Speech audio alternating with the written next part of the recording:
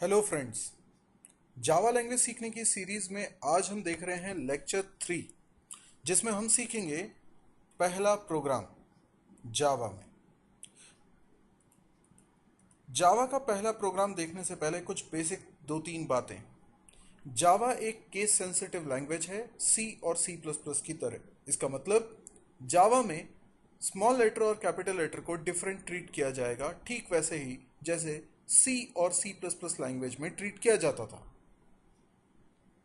Java is nearly 100% object oriented programming language. अब मैंने यहाँ नियरली बोला है, इसका मतलब है कुछ एक आध इशू ऐसा है जिसके कारण हम इसे 100% नहीं बोल पा रहे। तो वो इशू क्या है ये हम बाद में डिस्कस करेंगे, लेकिन 100% के इतना करीब होने की बात भी बहुत बड़ी है। यानी जावा में हम सब कुछ ऑब्जेक्ट ओरिएंटेड स्टाइल से काम करेंगे। जावा में कोई भी फंक्शन जब आप बनाएंगे तो वो किसी ना किसी क्लास का मेंबर फंक्शन ही होगा। यदि आप लोगों को सी प्लस प्लस आती है तो सी प्लस प्लस लैंग्वेज में आपको ध्यान होगा कि हम चाहें तो कोई फंक्शन किसी क्लास का मेंबर बनाएं, या ऐसा भी फंक्शन बना सकते हैं जो किसी भी क्लास का मेंबर ना हो। इनफैक्ट जो मेन फंक्शन है वो तो किसी भी क्लास का मेंबर नहीं है। तो ये सी प्लस प्लस में पॉसिबल था, पर जावा में नहीं है। तो यदि मैं ये मान के चलता हूँ कि जो लोग जावा पढ़ रहे हैं उन्हें कम से कम सी प्लस प्लस आती होगी। अगर उन्हें सी प्लस प्लस आती है तो उन्हें ये सीखने में बहुत हेल्प मिलती है। तो इजीली वो कंपेयर कर सकते हैं कि सी प्लस प्लस में कोई कॉन्सेप्ट था तो यहाँ पे जावा में क्या रूल चेंज हुआ। तो ये एक रूल मैंने आपको बताया कि मेंबर फंक्शंस ही होता है हर फंक्शन जावा के अंदर किसी न किसी क्लास का। तो आइए हम स्टार्ट करते हैं हमारा पहला प्रोग्राम। अभी हमने जावा के बेसिक्स नहीं पढ़े हैं, लेकिन उसके बावजूद हम पहला प्रोग्राम एक्सप्लोर करने जा रहे हैं क्योंकि हमें सी प्लस प्लस लैंग्वेज आती होगी। यदि आपको सी प्लस प्लस लैंग्वेज नहीं आती है तो भी आप इस प्रोग्राम को देखकर काफ़ी कुछ रूल्स याद कर सकते हैं। जैसे ये सामने आपके एक छोटा सा प्रोग्राम है जो स्क्रीन पे हेलो वर्ल्ड प्रिंट करेगा। इसकी कोडिंग देखिए। यदि आप सी प्लस प्लस से फैमिलियर हैं तो सी प्लस प्लस में हर क्लास की बॉडी जहां खत्म होती है वहां सेमीकोलन लगाया जाता है, जबकि जावा में ऐसा नहीं होता। जावा में देखिए करली ब्रैकेट के बाद सेमीकोलन नहीं लगा है, तो ये बात आप याद रखिएगा। इसके अलावा अगर आपने सी प्लस प्लस में क्लास का कॉन्सेप्ट समझा है तो आप ये जानते हैं कि कोई एक्सेस स्पेसिफायर क्लास कीवर्ड के पहले नहीं लिखा जाता था सी प्लस प्लस में। Access specifier public private protected ये सी प्लस प्लस में पढ़े। जावा में होते हैं चार। पब्लिक होता है, प्राइवेट होता है, प्रोटेक्टेड होता है, और एक चौथा होता है जो कोई कीवर्ड नहीं है, बल्कि आपने जब कोई एक्सेस स्पेसिफायर नहीं लिखा है तो वो चौथी कैटेगरी मानी जाती है जिसको हम डिफॉल्ट बोलते हैं। तो बेसिकली ये एक्सेस स्पेसिफायर आज का टॉपिक नहीं है, ये हम आगे की वीडियोस में देखेंगे। पर एक्सेस स्पेसिफायर जावा में तीन नहीं चार होते हैं। यहाँ क्लास के पहले भी एक्सेस स्पेसिफायर लिखा जा सकता है। आप जानते हैं क्लास के अंदर भी क्लास बनाई जा सकती है जिसको हम इनर क्लास बोलते हैं। ये जो क्लास है इसको आप आउटर क्लास बोलिए। अंदर कोई क्लास बना दूं तो उसे इनर क्लास बोलिए। अब रूल सुनिए। जो इनर क्लास है वो पब्लिक भी हो सकती है, प्राइवेट भी हो सकती है, प्रोटेक्टेड भी हो सकती है, और कुछ नहीं लिखेंगे तो वो डिफॉल्ट भी हो सकती है।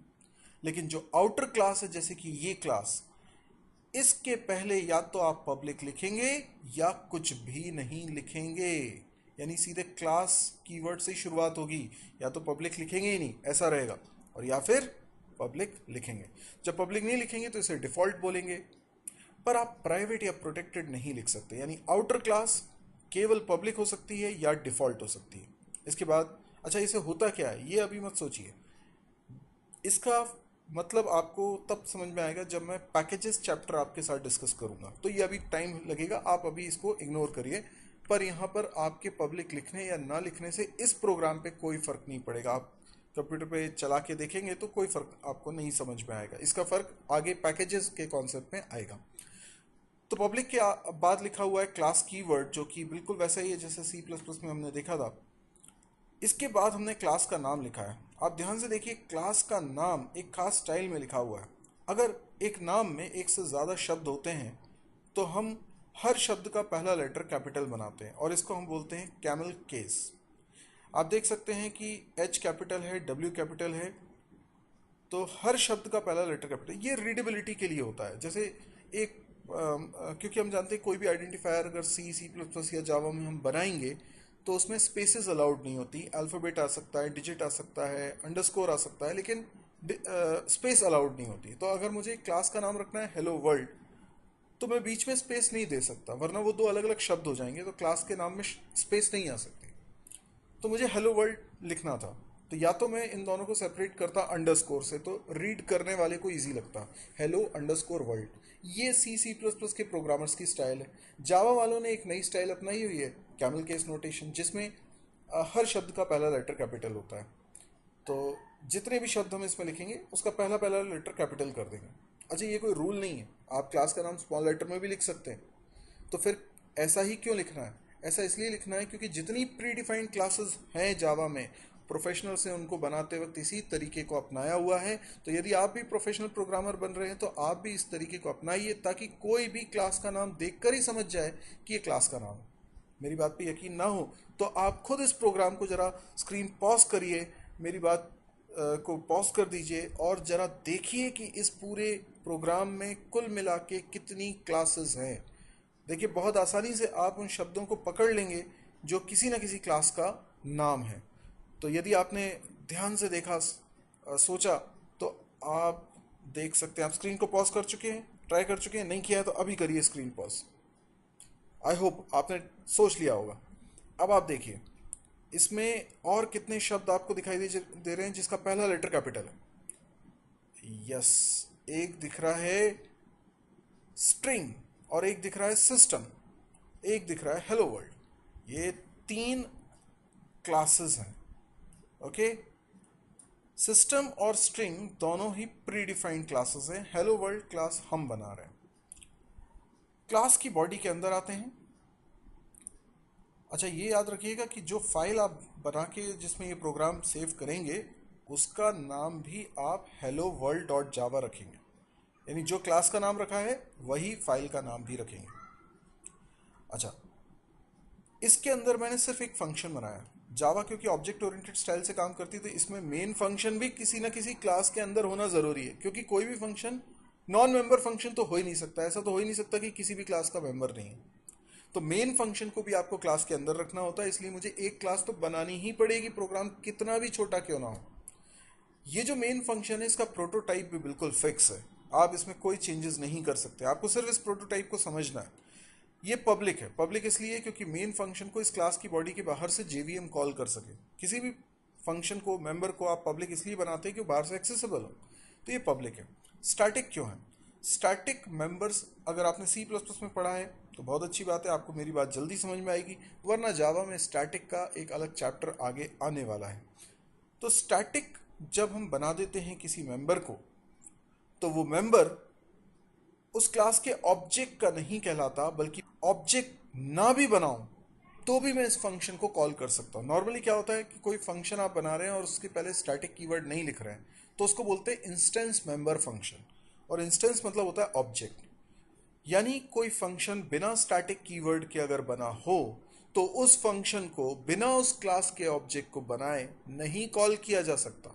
आपको ऑब्जेक्ट डॉट लगा के ही उसको कॉल करना होता है, जबकि कोई भी स्टैटिक फंक्शन बिना ऑब्जेक्ट के कॉल हो सकता है। तो मेन फंक्शन को कॉल करने के लिए सिर्फ क्लास का नाम ही काफ़ी है, आपको ऑब्जेक्ट नहीं बनाना पड़ता। तो मेन फंक्शन वैसे हम नहीं कॉल करते, जेवीएम कॉल करेगा। तो जेवीएम हेलो वर्ल्ड क्लास का नाम यूज़ करेगा और मेन फंक्शन को कॉल करेगा। सिंटेक्स आगे समझेंगे।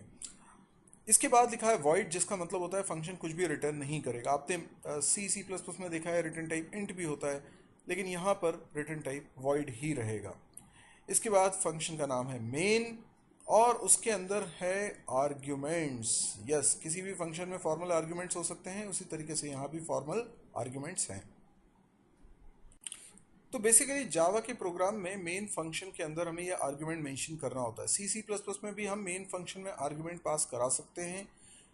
ये आर्ग्यूमेंट पास कराने का सिर्फ एक ही तरीका होता है, जब हम कमांड प्रॉम्प्ट के थ्रू, कमांड लाइन के थ्रू प्रोग्राम को स्टार्ट कर रहे हैं। डबल क्लिक करके किसी प्रोग्राम को स्टार्ट करेंगे तो आप आर्ग्यूमेंट कैसे पास करेंगे मेन फंक्शन को, लेकिन कमांड लाइन के थ्रू जब आप प्रोग्राम को रन करते हैं तो उस समय आर्ग्यूमेंट्स पास कर सकते हैं और वो आर्ग्यूमेंट्स उस प्रोग्राम के मेन फंक्शन को मिल जाते हैं।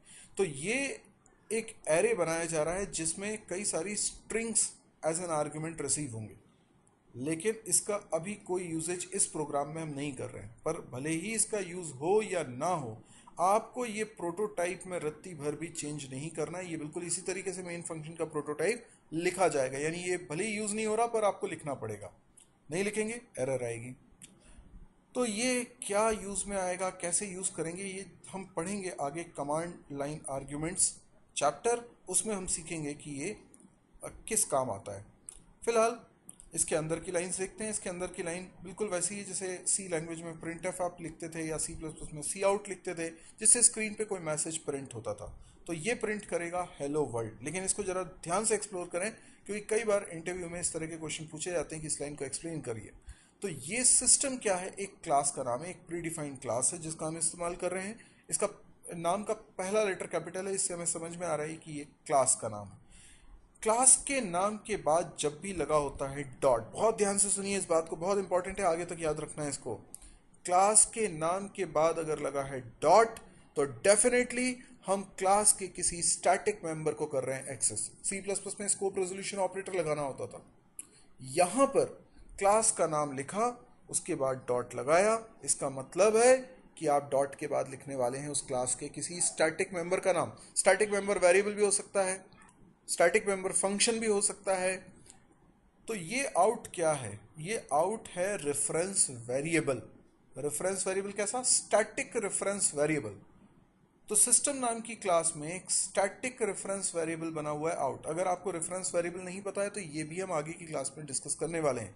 पर ये एक ऑब्जेक्ट को रिप्रेजेंट करने वाला है, यानी आउट एक ऑब्जेक्ट को कर रहा है रिप्रेजेंट। ये वैसे रेफरेंस वेरिएबल है और रेफर करता है एक ऑब्जेक्ट को। हम कह सकते हैं कि उस ऑब्जेक्ट का रेफरेंस यानी एड्रेस रखा हुआ है इस आउट नाम के वेरिएबल में। तो out is like a pointer, fine. तो आप इसे रेफरेंस वेरिएबल बोलते हैं टेक्निकली, और ये ऑब्जेक्ट को रिप्रेजेंट कर रहा है। तो सिस्टम क्लास के अंदर एक आउट नाम का रेफरेंस वेरिएबल है जो एक ऑब्जेक्ट को रिप्रेजेंट कर रहा है, और आउट के बाद मैंने डॉट लगाया तो उस ऑब्जेक्ट आउट के द्वारा जिस ऑब्जेक्ट को मैं रिप्रेजेंट कर रहा हूँ उसके मेंबर फंक्शन को कॉल किया। अब ये आउट किसी ना किसी क्लास का ऑब्जेक्ट को रिफर कर रहा है ना। ये आउट किसको रिफर कर रहा है, किसी ऑब्जेक्ट को। आप तो आउट को ही ऑब्जेक्ट सोच लीजिए थोड़ी देर के लिए, कोई दिक्कत नहीं। ये एक ऑब्जेक्ट है तो किसी क्लास का होगा ना, तो उस क्लास के फंक्शंस को कॉल करने के लिए डॉट लगा के हम फंक्शन का नाम लिखते हैं। तो yes, out print stream class का ऑब्जेक्ट बनेगा। आउट जिस ऑब्जेक्ट को रिप्रेजेंट कर रहा है वो प्रिंट स्ट्रीम क्लास का है, उसके एक मेंबर फंक्शन प्रिंट एलन को हम कर रहे हैं कॉल, और इसमें पास हो रहा है एक स्ट्रिंग जो एज इट इज स्क्रीन पे हो जाएगा प्रिंट। तो ये प्रिंट एलन एक ऐसा फंक्शन है जो नई लाइन से ही मैसेज प्रिंट करता है। आप चाहें तो प्रिंट एलन की जगह केवल प्रिंट फंक्शन को भी यूज़ कर सकते हैं जो लाइन चेंज ऑटोमेटिकली नहीं करता। उसके लिए आपको स्पेशल कैरेक्टर्स जैसे /n का इस्तेमाल करना पड़ता है। तो ये एक छोटा सा प्रोग्राम है, लेकिन इस प्रोग्राम की बलबूते हमने बहुत सारे नए नए कॉन्सेप्ट्स यहाँ पे सीखे। आप C++ से अगर कंपेयर करेंगे तो C++ में एक्सेस स्पेसिफायर के बाद कोलन लगता है, यहाँ ऐसा नहीं होता। यहाँ तो हर एक मेंबर के साथ अलग अलग आपको एक्सेस स्पेसिफायर लिखने पड़ते हैं। बाकी सेमीकोलन हर स्टेटमेंट के आखिरी में लग रहा है, ये रूल C++ जैसा ही है। तो पूरे पूरे प्रोग्राम को आपने अच्छी तरीके से समझा। आप इसे अपने कंप्यूटर सिस्टम पे कंपाइल रन करके देखिए। तो आइए इस प्रोग्राम को अब हम बना के रन करके देखते हैं। तो ये जावा के JDK में मैं बिन फोल्डर में ये फाइल बनाऊंगा। ये पहले से बनी हुई है तो इसको हटा देता हूँ, इसको मैंने डिलीट कर दी। तो मैं क्या करूँगा, यहाँ पर राइट क्लिक करता हूँ, राइट क्लिक करके न्यू ऑप्शन पे जाता हूँ, टेक्स्ट डॉक्यूमेंट सेलेक्ट करता हूँ। ये टेक्स्ट डॉक्यूमेंट, इसका नाम रखता हूँ hello world डॉट जावा। ठीक है, इस फाइल में अब मुझे कोडिंग करनी है।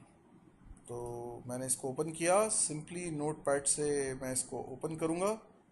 ये देखिए मैंने ओपन कर लिया। अब देखिए इसकी कोडिंग करता हूँ। जो अभी हमने कोड लिखा वही मैं यहाँ पे लिखने जा रहा हूँ। सबसे पहले पब्लिक क्लास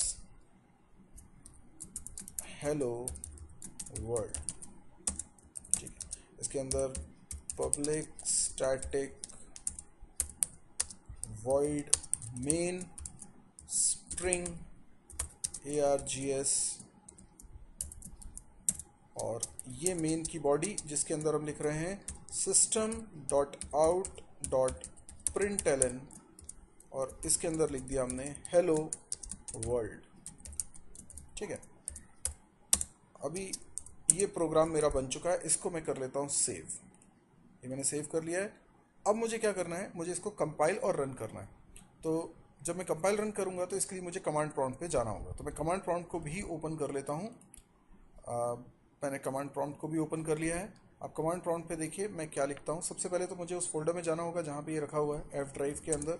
एफ ड्राइव के अंदर जावा फोल्डर है, जावा फोल्डर के अंदर JDK है 1.8, उसके अंदर बिन फोल्डर है और उसके अंदर तो मैंने प्रोग्राम रखा ही हुआ है।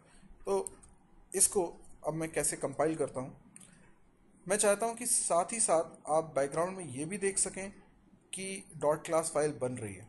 तो अभी ये hello world डॉट जावा आपको दिखाई दे रही है। अब हम क्या करते हैं, साथ साथ देखते चलेंगे कि कैसे डॉट क्लास फाइल बनती है। तो देखिए आप दोनों स्क्रीन एक साथ देख पा रहे हैं, यहाँ पर फाइल बनेगी। तो मैं आपको दिखाता हूँ, मैंने लिखा जावा सी, आप देख सकते हैं इसके अंदर javac.exe एक फ़ाइल रखी हुई है। ये कंपाइलर है, मैंने इसी का नाम लिखा है। इसके बाद मैं लिख रहा हूँ स्पेस के बाद मैं जिस प्रोग्राम को कंपाइल करना चाहता हूँ उसका नाम लिखता हूँ hello world डॉट जावा। तो ये वो फाइल है जिसको मैं कर रहा हूँ कंपाइल। अब जैसे ही मैं एंटर करता हूँ आप देखिएगा कि यहाँ पर एक डॉट क्लास फाइल क्रिएट होने वाली है अगर कोई एरर नहीं आती है तो इसी के साथ में जहाँ hello world डॉट जावा लिखा हुआ है यहीं पर एक फाइल क्रिएट हो जाएगी hello world डॉट क्लास। ये देखिए ये hello world dot class file बन गई है, यही है बाइट कोड। अब मुझे इसको रन करना है, तो रन किस तरीके से किया जाएगा उसको समझिए। आप लिखेंगे java.exe, आप ये नीचे देख पा रहे हैं एक फाइल है, एप्लीकेशन लॉन्चर है ये। तो मैंने लिखा जावा के बाद मैं लिखता हूँ हेलो वर्ल्ड। पर देखिए इस समय आप कोई एक्सटेंशन नहीं लिखेंगे, आपको इस फाइल को रन करना है, पर आप डॉट क्लास एक्सटेंशन नहीं लिखेंगे, सिर्फ फाइल का नाम लिखेंगे और इसको एंटर कर देंगे। जैसे एंटर करेंगे आप आउटपुट देख पा रहे हैं हेलो वर्ल्ड, इसका मतलब जो हमने प्रोग्राम बनाया था वो सक्सेसफुली रन हो गया है। तो इस तरीके से आपको समझ में आया होगा कैसे प्रोग्राम बनाना है, कंपाइल करना है और रन करना है। तो यदि आपको ये वीडियो पसंद आया हो तो आप इसको लाइक ज़रूर करिए। आपको अगर ऐसा लगता है कि इस वीडियो से रिलेटेड आपको कुछ सुझाव देने हैं या आपको कुछ डाउट्स पूछने हैं तो आप कमेंट के ज़रिए मुझ तक बात पहुंचा सकते हैं, मैं उसका डेफिनेटली रिप्लाई दूंगा। अगर आपको लगता है ये वीडियो काफ़ी यूज़फुल है और बिगनर्स को काफ़ी हेल्प करेगा जावा सीखने में, तो आप इस वीडियो को शेयर भी करिए, अपने फेसबुक वॉल पे पेस्ट करिए ताकि ज़्यादा से ज़्यादा लोग इसको देख सकें। इसके अलावा यदि आपको लगता है कि इस तरह के और वीडियोस आप देखना चाहते हैं तो आप इस चैनल को ज़रूर सब्सक्राइब करिए, क्योंकि उससे जब भी मैं कोई नया वीडियो अपलोड करूंगा तो आपको उसकी जानकारी तुरंत मिल जाया करेगी। और इसी इसी तरह